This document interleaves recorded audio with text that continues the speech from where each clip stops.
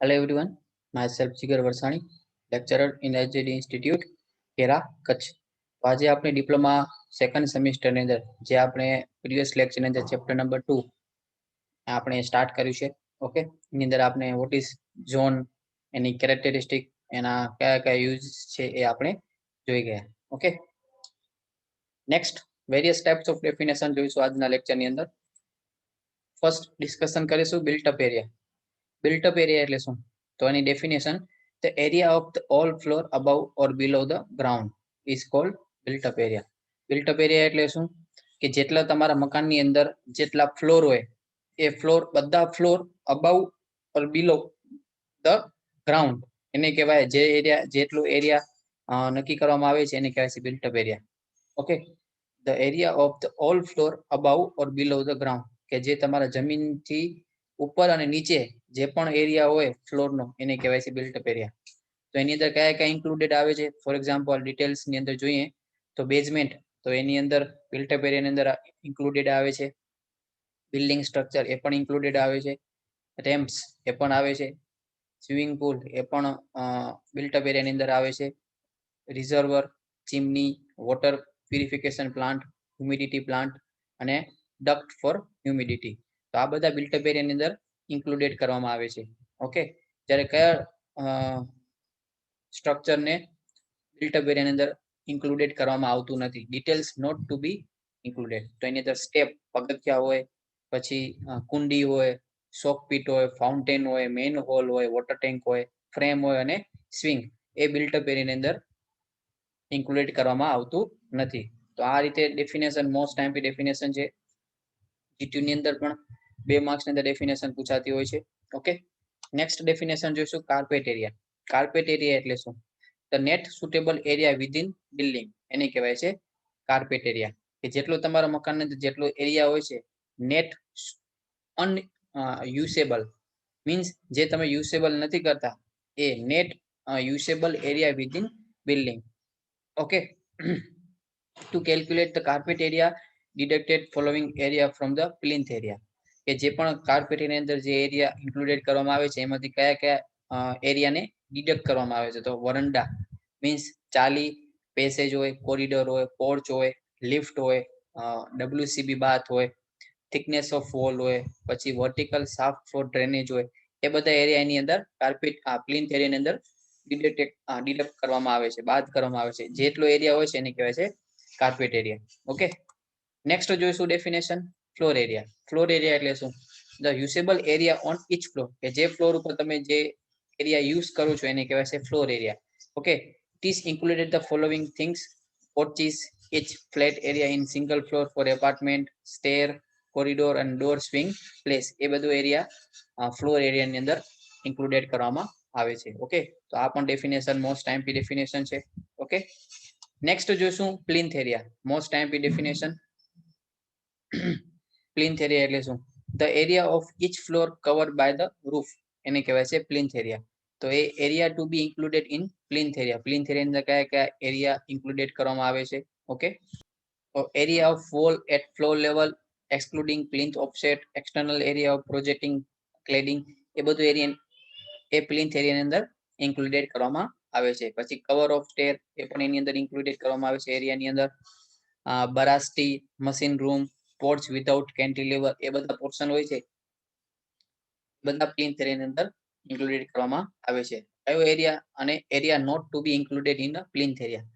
જે પણ બીજા વધારાના જે એરિયા જે હોય છે તમારા સ્ટ્રક્ચરની અંદર એ એની અંદર પ્લિન્થ એરિયાની અંદર ઇન્ક્લુડેડ કરવામાં આવતા નથી. તો ફર્સ્ટ એની અંદર additional floor to the accommodate seat in the theater, assembly hall or auditorium. કે જે આ બધો એરિયા હોય છે, થિયેટર હોય છે, એસેમ્બલી હોલ હોય છે, ઓડિટોરિયમ હોય છે, એ બધા જે એડિશનલ જે ફ્લોર હોય છે એની અંદર પ્લિન્થ એરિયાની અંદર કવર કરવામાં આવતા નથી.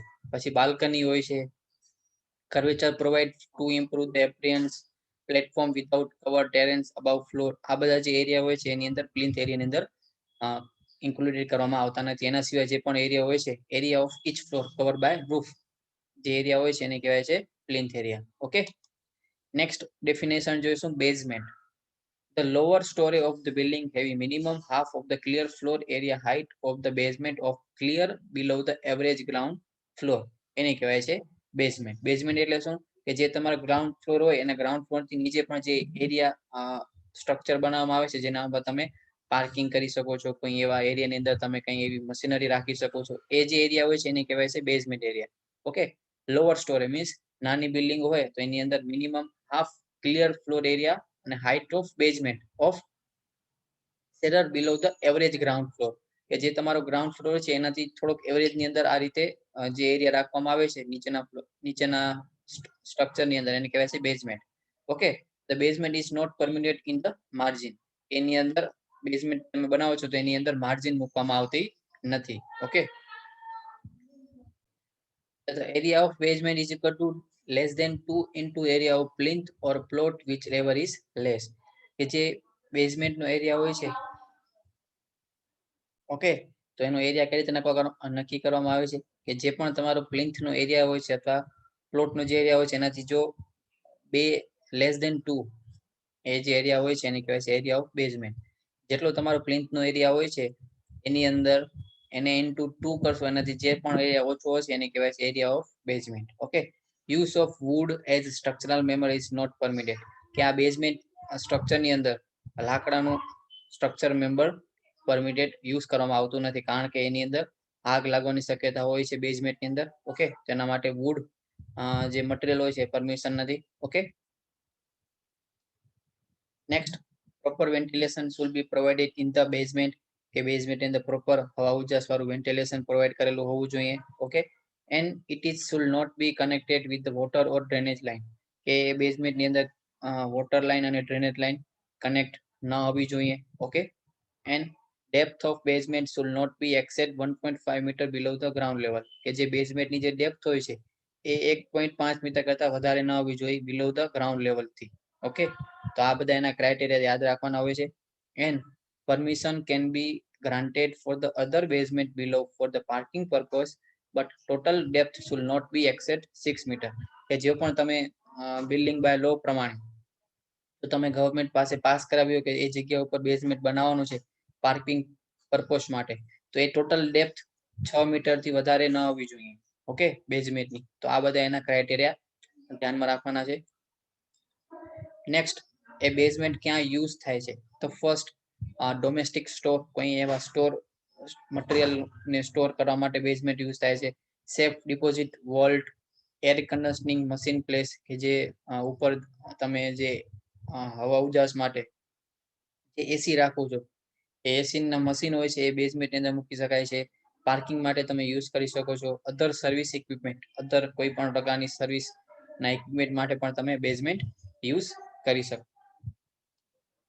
ઓકે, તો હોમવર્ક ની અંદર question first, explain the built up area, carpet area, floor area અને પ્લિન્થ એરિયા સમજાવો.